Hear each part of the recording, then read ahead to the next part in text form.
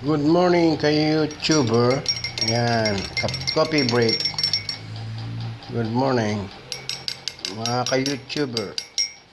Ayan, para mawala ang inyong sipon at asthma, to good respiratory system, maglagay ng konting asin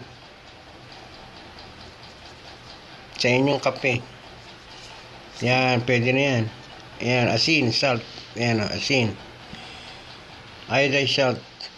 Put in your coffee to combat COVID-19.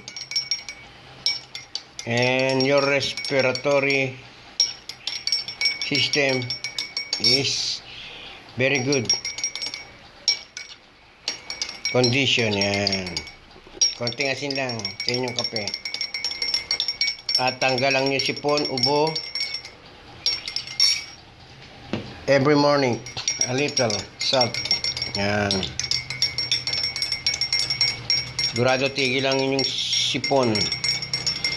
Pag kayo'y pinawisan na, yan, medyo tigil muna. Kasi para hindi kayo ma-high blood.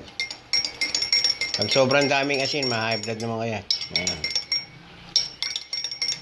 Inom lang ng maraming tubig at eat fruits or drink fruit shake daily. Yan, daily, para maiwasan ang high blood sa asin. Yan,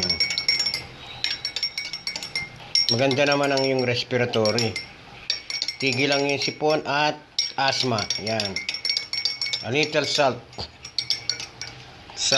asin yan, asin to your coffee. Yan, haluin na, tikman.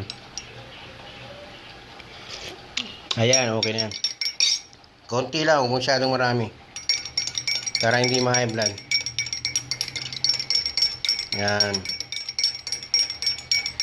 to fight COVID-19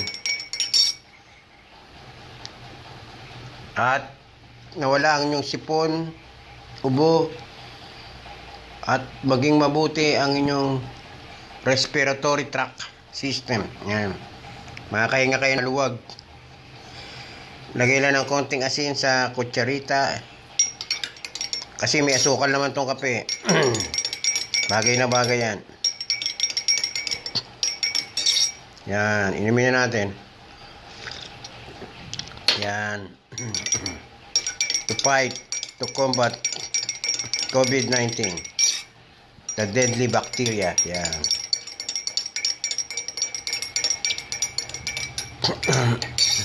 Yan.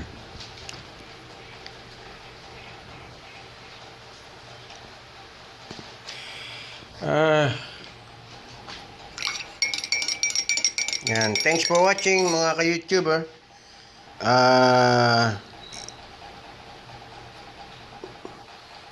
Inom lang kayo ng a little salt, iodized salt with your coffee, and then your respiratory tract system is very good condition. Yan. If your body may melting or pinawisan na, tigil mo na ang pag-inom ng kape na may konting asin. Yan. Once in a week,